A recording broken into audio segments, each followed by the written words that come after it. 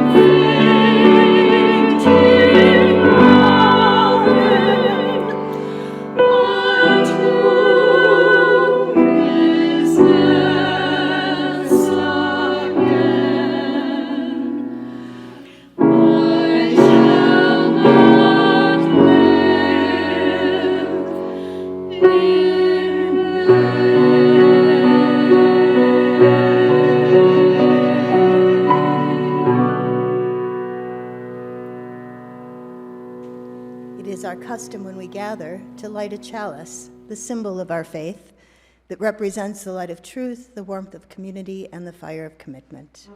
I offer these words as we light the chalice. We gather around this flame that symbolizes the truth we know and the truth we seek, the community we share and the community we aspire to, the learning that enables us and the mystery that encompasses. Here we speak the languages of memory and hope. Here we are welcomed, our journeys embraced and shared.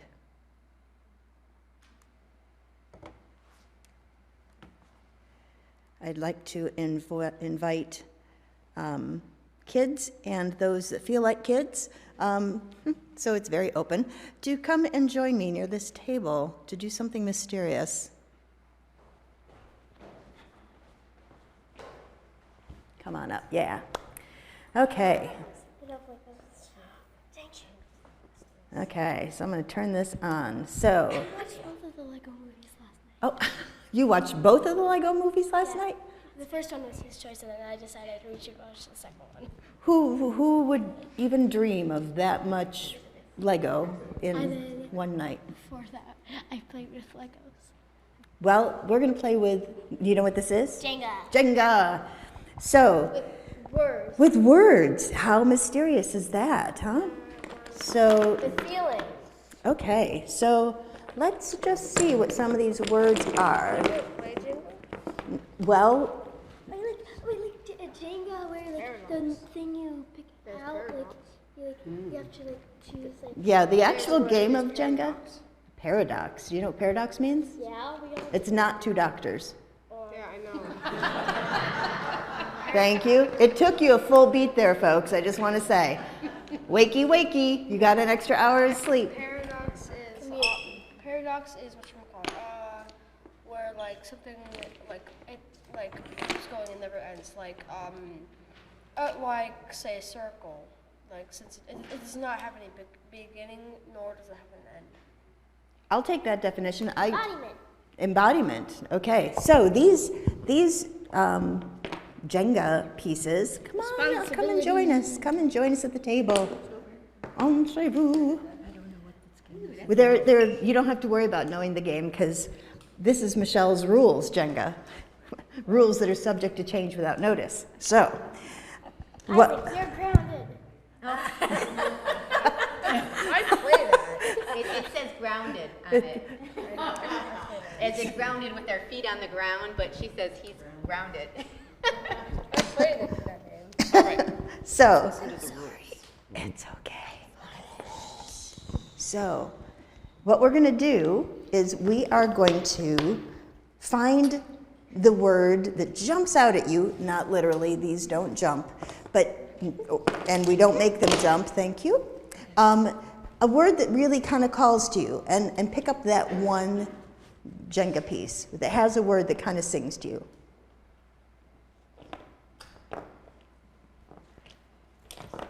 Everybody get one? So. There's so many. There are so many choices. That's where you don't think about it too hard. You just like, what's my word? What's my word? Boom, it's there. I don't know. I see you're holding one. Yeah, but I'm seeing if there's a better. Finding a better word. Okay. That's part of it. Okay. Okay, take a word. 1, 2, 3, go. Thank you. You can have two. It's all right. Yeah. Thanks, sir. So, Angela, what did you choose? I chose exultant. Ooh, good word. Hang on. Tell them why. What is that? Why? What is that? That just seems like, to be exalted is to be lifted up, to be excited, to be bigger than life, right? I think that Or belongs. the biggest of life. That belongs in our theology. Yeah. Yes? Oh, you want to share yours? Okay, we'll go around this way. Can you turn your face to there? So I chose empower and acceptance. I chose empower because I like people. I like to make people feel empowered, like being nice and stuff like that. And I chose acceptance because I feel like everyone should be accepted in some sort of way. Thank you. You want to pass that to your brother? Turn around so they can see your face. It's much more interesting than your back. I chose curiosity because, yeah. You're a curious person. Excellent. All right, pass it on to Cheryl. I chose the word wonder because this time of the year is really a wonder with everything changing and the beauty of the colors of the trees, and who knows what's going to happen next. Don't tell her. I chose creation, and I think that I chose creation, and I feel that this time of year is when we start creating something new Lovely. in our Linda? church. I'll pass it to Linda. I chose the word harmony.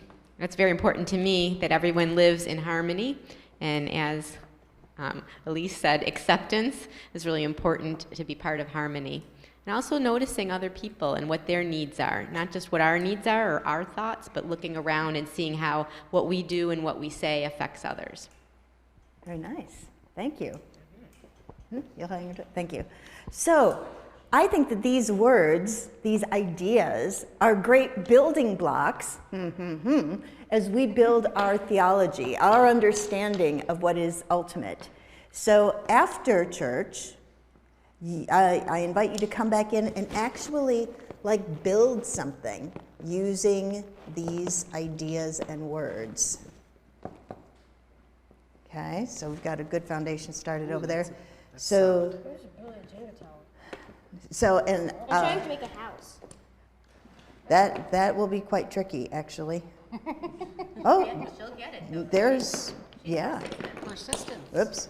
Yeah, that might be. So all of you are invited after the service to come up and play and add something to the structure, change parts of the structure, because you're building your theology, your understanding of what is ultimate. And so we're going to sing together, Blue Boat Home. We had a slight last-minute change in a piano accompaniment today, so I can't play that song. That is super hard.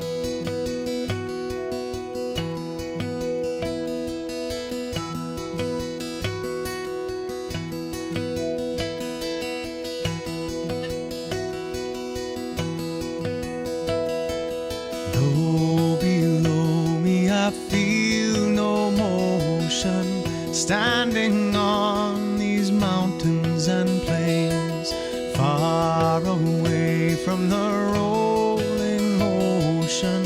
Still my dry land heart can say, I've been sailing all my life now, never harbor or port have I known. The wide universe is the ocean I travel, and the earth is my blue boat home.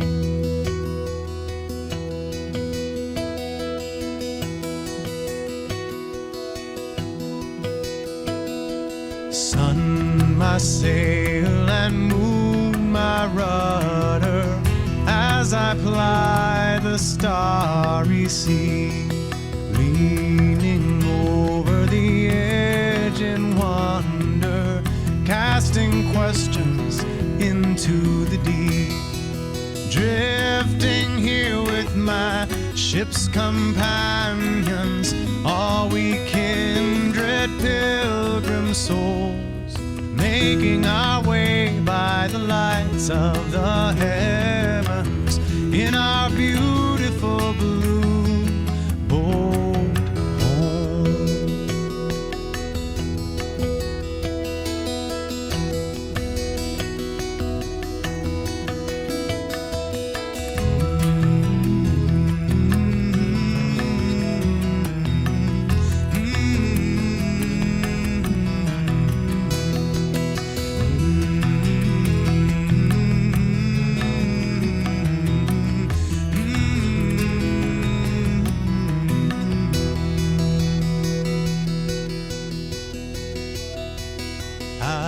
give thanks to the waves upholding me. Hail the great winds urging me on. Greet the infinite sea before me. Sing the sky my sailor's song. I was born upon the fathoms. Never harbor or port have I known.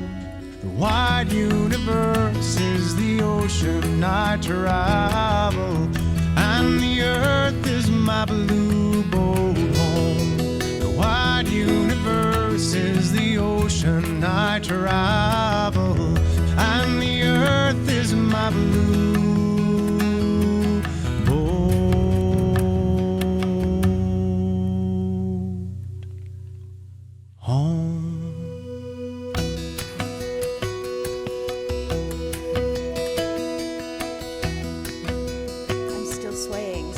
suddenly realized that I'm still feeling the song inside my body.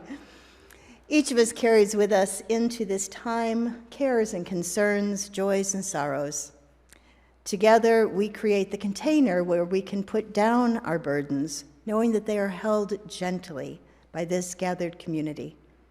For those joining virtually, I invite you to give voice to that which is on your heart and perhaps type it in the chat, in the live stream.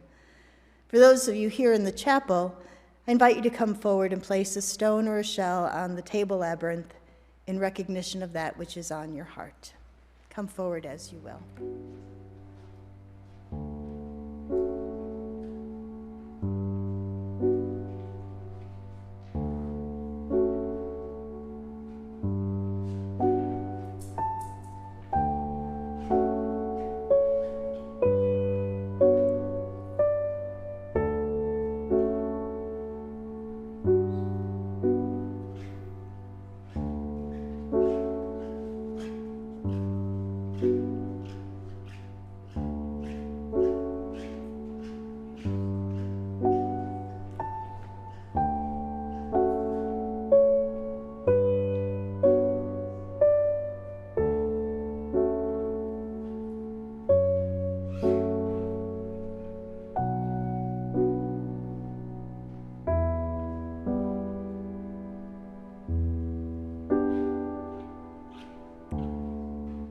Let's share a few breaths as we expand our circle to include those who may not be present, but whom we carry in our hearts.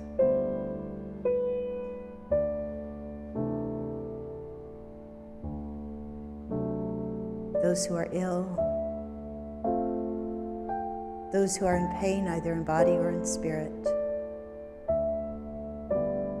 those who are lonely, those who have been wronged. We are part of a web of life that makes us one with all humanity, one with all the universe. We are grateful for the miracle of consciousness that we share, the consciousness that gives us the power to remember, to love, to care. May it ever be so in our lives. Amen, Ashe, and blessed be.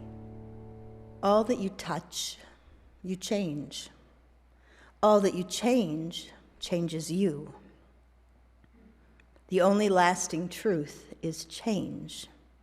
God is change.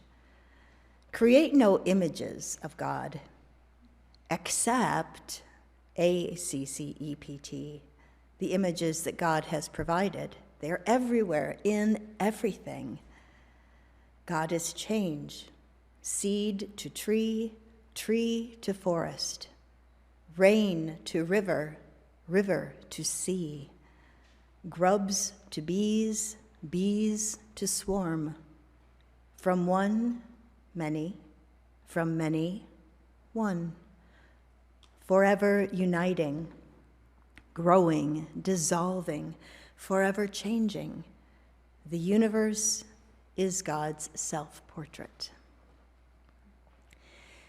These words come from the groundbreaking science fiction author Octavia Butler.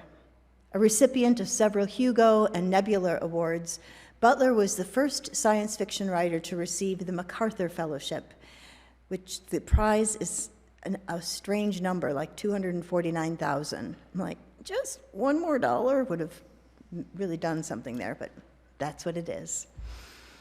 A black woman, she did what few dared to do by creating black characters, and most especially, strong, smart black women characters.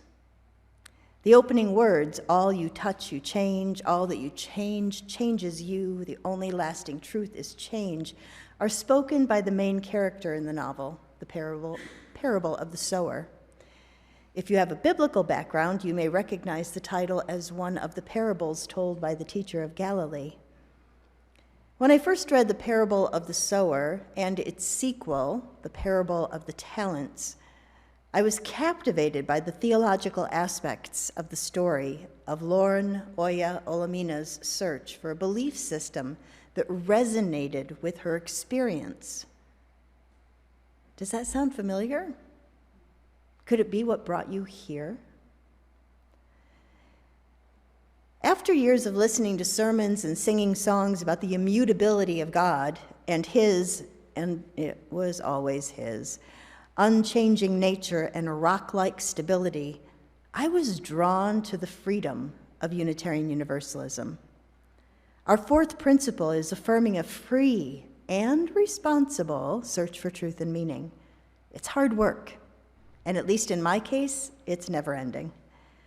So the idea that all I touch, I change, and all I change changes me resonates deeply. And the exciting assertion that God is change blows the doors off my theological house. Octavia Butler is not the only one who looks to science fiction or speculative fiction to ask theological questions. Perhaps you've heard of a little thing called Star Trek. I know, no one's heard of it. That's sad. Theologically, the creation of a federation that includes and indeed celebrates diversity in all its manifestations, well, that sounds like what Unitarian Universalism strives to be and to model. If you have watched Star Trek: The Deep Space Nine series, you may have noticed that, first of all, everything is based on a stationary space station. They're not off going places. Things come to them. So people have to come to the space station to engage. That sounds like what we do here. Thank you all for coming. Also, the cast of Deep Space Nine has only one white male character. All of the other characters are aliens or represent human racial minorities. The station's captain is an African-American man. So let this be your invitation to indulge in a little binge watching of Deep Space Nine and maybe even Star Trek: The Next Generation. There's a lot to learn there too. The two shows portray the blessings and challenges of living in covenantal community, a community based in shared agreements and a commitment to diversity. Another speculative fiction writer and Unitarian, Kurt Vonnegut, the 100th anniversary of whose birthday is this week, notes, "What should young people do with their lives today? Many things, obviously, but the most daring thing is to create stable communities in which the terrible disease of loneliness can be cured."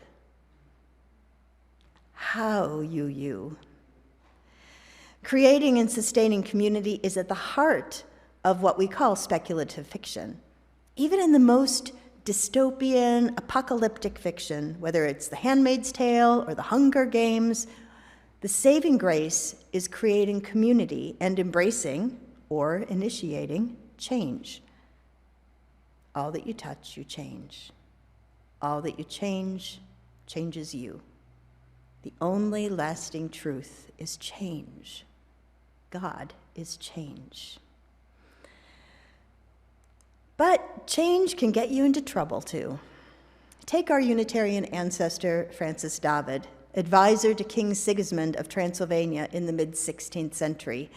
And yes, it's okay to be excited that our heritage extends to Transylvania. It's, I think, the first time I've been able to say it like a grown-up and not do like the terrible Count Dracula. And now you'll never get that out of your head, even though I didn't say it. It was under Francis David's advice that King Sigismund created the Edict of Toleration, adding Unitarianism to the other state religions, which were Catholicism and Lutheranism. And that also opened the door to other religious ideas. But when King Sigismund died unexpectedly, that door slammed shut. Francis David continued to urge the people of the region to be open to change. He wrote books that were then banned. He continued to preach, and when churches were unwilling to have him in their pulpit, he would preach on the street corners. Francis David believed in the spirit of freedom, the spirit of change. And it was that belief and his flagrant disregard of the laws that banned change. Literally, there were laws that banned any sort of change, of speculation. Well, that landed him in the dungeon of the castle of the new king. His crime? Engaging in and promoting speculation. He was imprisoned and eventually died there because he believed that change was a good thing. He died because he promoted a speculative theology. Now, I have to admit that when I was preparing the service titles for the newsletter, I really thought that I had instantly invented the term speculative theology. I mean, it just came to me. I was like, oh, this is a great word. I feel so smart. And I was pretty pleased with myself. And then our administrator, Elaine, mentioned that she'd been watching some YouTube videos about speculative theology. Now that burst my bubble.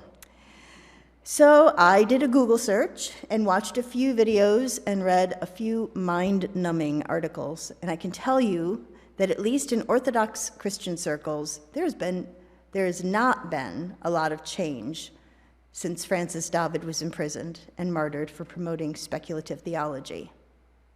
Change is hard. And at least in some circles, change is bad.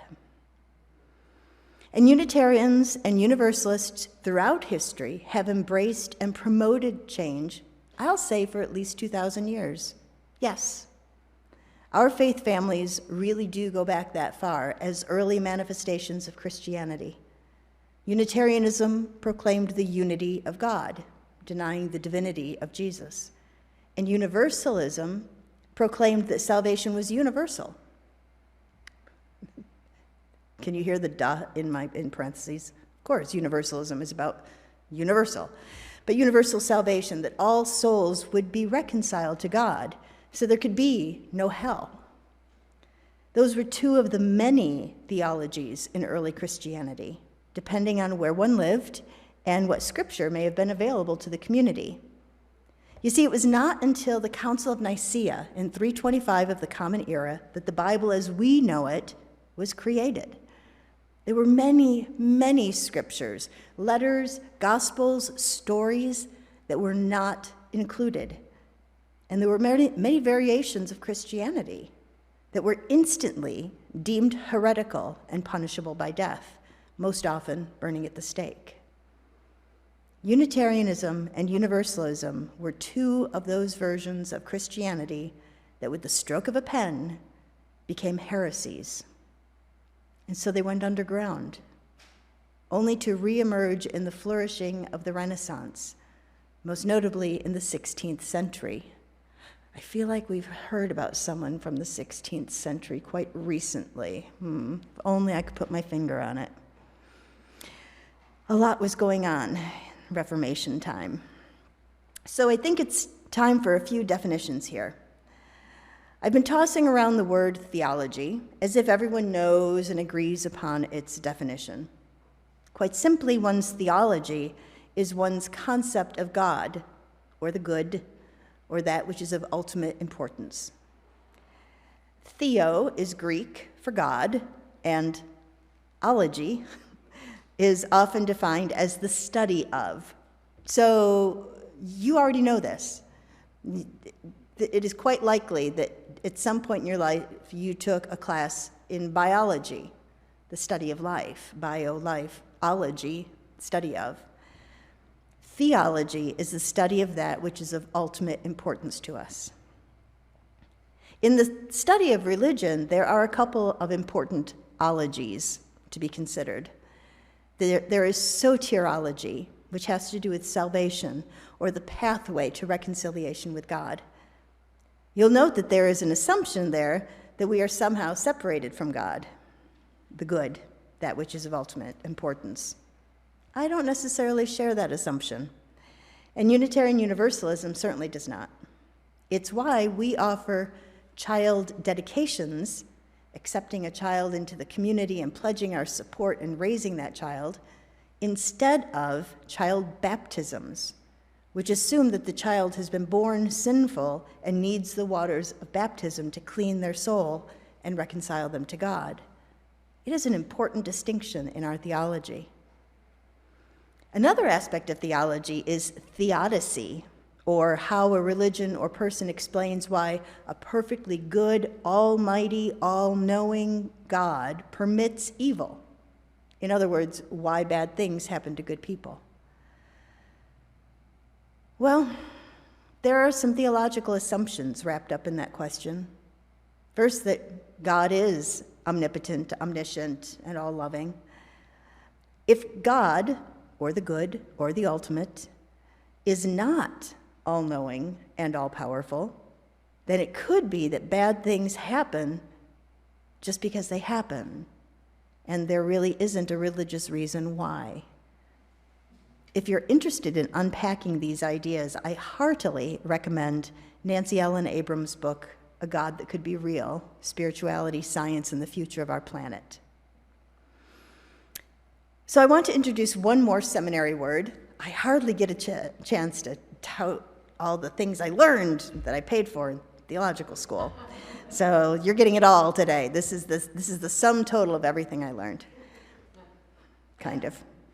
So I want to include one more seminary word to this discussion because it will act as a bridge across that perilous river known as who cares? You're thinking it, aren't you? You're like, what? Why is she saying these things? That word that is our bridge across that perilous river is hermeneutic. It's just fun to say. A hermeneutic is the lens through which we view a religious idea. So in the example of Octavia Butler's The Parable of the Sower, doesn't matter if you haven't read it, I've given you a blurb that it's about a young black woman who creates a theology that resonates with her own experience, right? So now you know the whole book. Still read it, it's excellent. But that's the Cliff Notes. So we could employ a feminist lens, a feminist hermeneutic, to interpret the main character's action, to kind of dig a little deeper. Oh, what if I'm looking at it this way? Or we could even go deeper than that and employ a womanist lens to interpret the main character's actions as a woman of color and all of the racial elements that might include. We might look through the lens of setting or place. A hermeneutic is simply a method to deepen our understanding, a way to see more fully what the text may offer. So I wonder what hermeneutic, what lens you employ to understand Unitarian Universalism. Perhaps it is the lens of social justice and social change, liberation theology. Or maybe it is a feminist or womanist lens, embracing the divine feminine. You might employ a lens of belonging or community. There are many ways to understand what Unitarian Universalism is to you. This just helps you to name it, rather than getting all tongue-tied when people ask you, what is that church you go to? I still get tongue-tied, so don't worry. You're not bad. And Unitarian Universalism is itself a living, changing thing. It is not static. It's not a portrait on a wall that we can then attach meaning to. We often say that Unitarian Universalism is a living tradition, and if you look at the Gray Hymnal, we think it's so much that we named our primary book of songs and readings the Hymns of the Living Tradition. Okay, we were talking about our living tradition. A living tradition is an evolving one, a changing one. All that you touch, you change. You know the rest by now. It's a reminder of the beauty and pervasiveness of change as we make our way to the center of the labyrinth that is our service. We are well and truly in the engagement part. In 1961, the Unitarians and the Universalists merged to create something new. The Unitarians had already moved pretty far left of the Protestant Christianity that had defined them for almost 2 millennia, and the Universalists slightly less so. The Unitarians looked beyond the boundaries of Christianity, embracing science, humanism, and becoming quite secular, while the Universalists, who had been trying to reform Christianity from within, began to explore expanding universalism to be more universal, more pluralistic.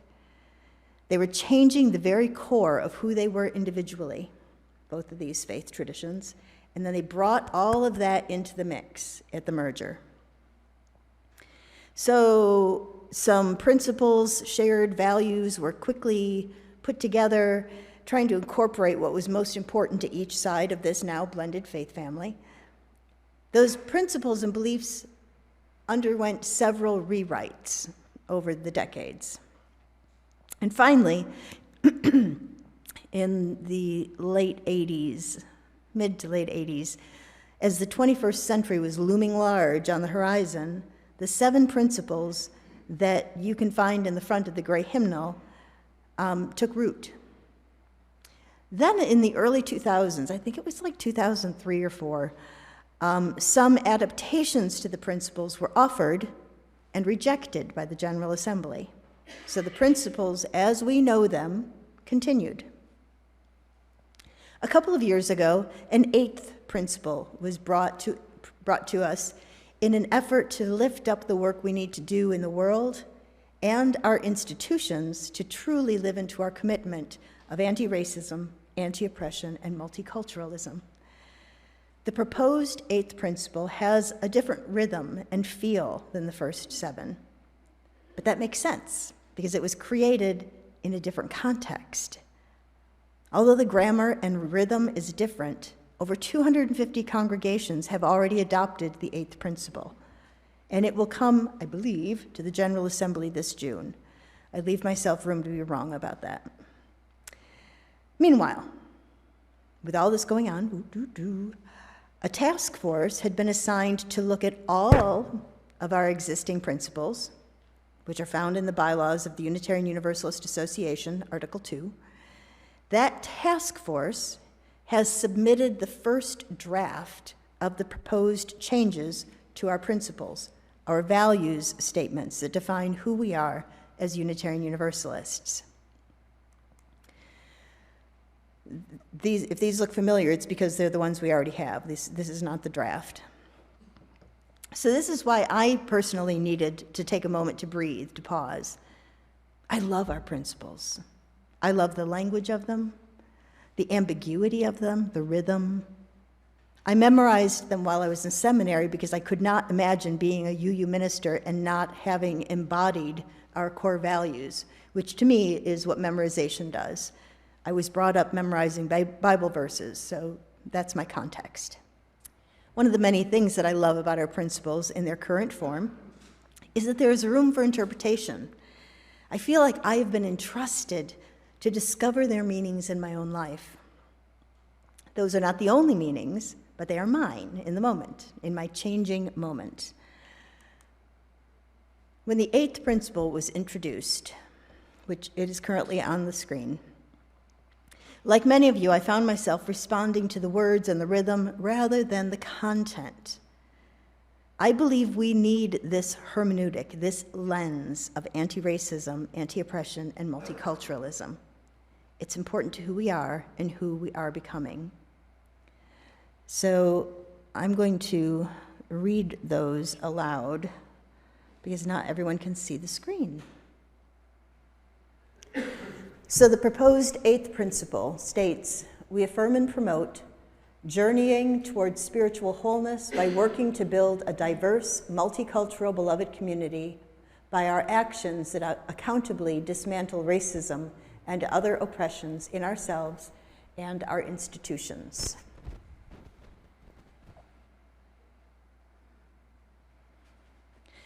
So as a faith, we are at a bit of a crossroads.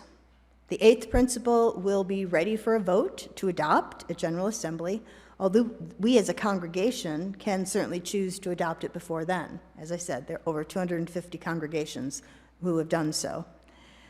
And so we're going to be studying this eighth principle more closely come January and February into the winter. And while that is happening, there is currently this draft proposed reinterpretation of our principles, our value statements, Article 2 of the bylaws of the Unitarian Universalist Association. We'll also be studying that draft in the coming months and years because the process of how things make it to General Assembly to vote is that there's generally a 3-year time to discuss and interpret and wrestle with, and it's democracy. How about that? All that you touch, you change. All that you change changes you. The only lasting truth is change. We are in the midst of changing our religion. As Unitarian Universalists, we are probably always doing this, but the changes tend to be small and individual, so it's not as noticeable. It is a privilege to assess our beliefs, our core values, and to grow and change as the times change. As Unitarian Universalists, we must encourage speculation, or Francis David died in vain. We must make space for the young people to create the communities of belonging that Kurt Vonnegut dreamed of. We must be open to changing our religion, even when that feels like loss. You will find copies of the draft proposed changes to our principles on the table in the atrium. The atrium is that place where all the plants are. And so it's up 3 little stairs. If stairs are a problem, I'll be back there momentarily, and I will be happy to hop up those stairs and get one for you. I made 30 copies, so if families can share one, that would be super. So I encourage you to pick one up and follow these guidelines as you read. Read it the first time and observe how it makes you feel. Read it a second time and observe how it makes you think. And then read it a third time, and maybe more, before you start revising it in your head, because we are all frustrated English teachers, every single one of us. Give us a red pen, we know what to do with that. So I'll read it with your heart, read it with your mind, and then keep reading it before you start rewriting it, offering suggestions. So I will also be sending out an email that talks about General Assembly and has the link to these. So if reading, having it via computer is easier for you, it will be going out as an all-church email.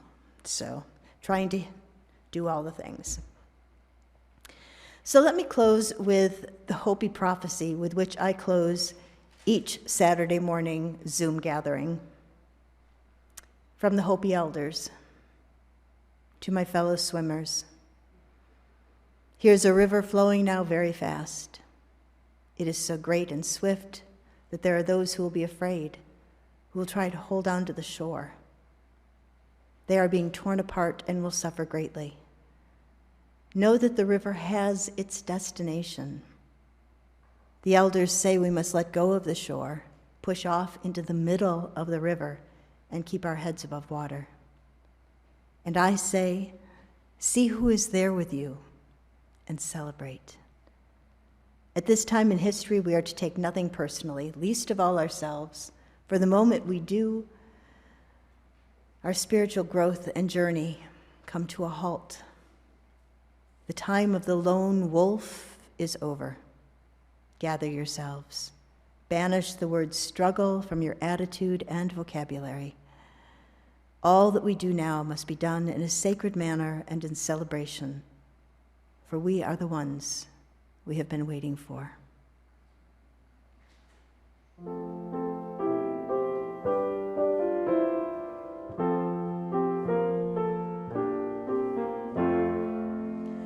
Just as long as I have breath, I must answer yes to life.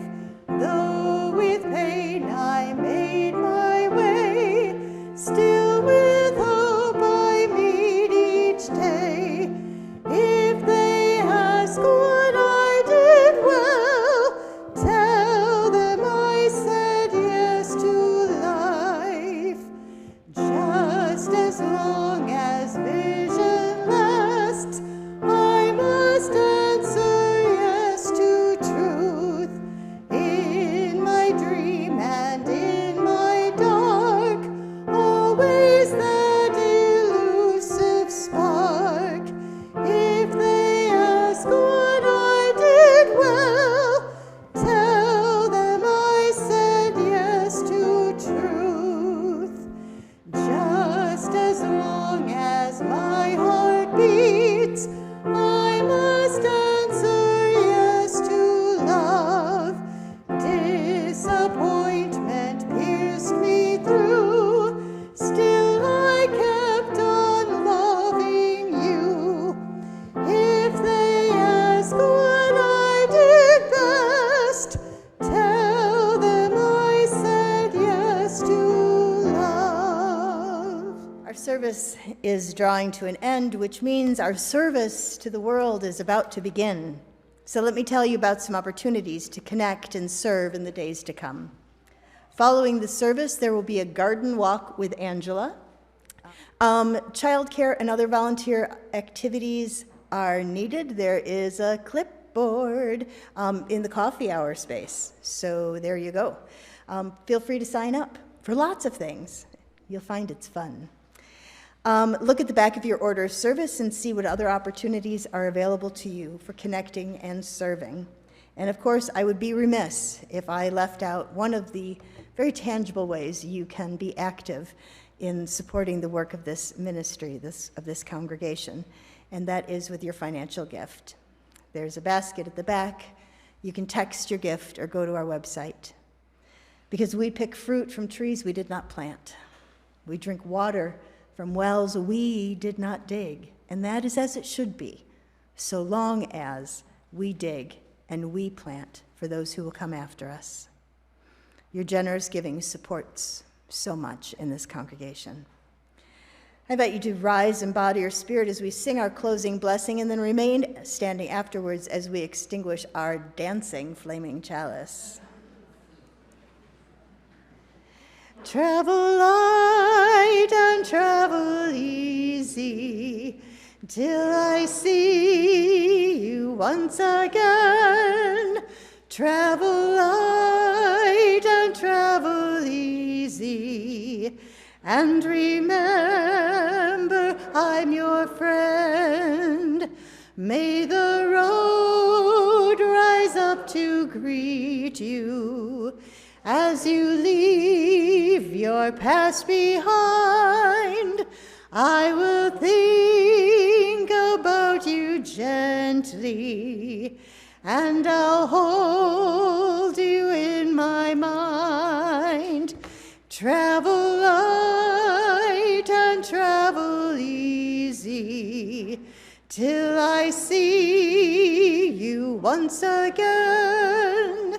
Travel light and travel easy, and remember I'm your friend. Please join me as we extinguish our chalice with these familiar words. We extinguish this flame, but not the light of truth, the warmth of community, or the fire of commitment. These we carry in our hearts until we are together again.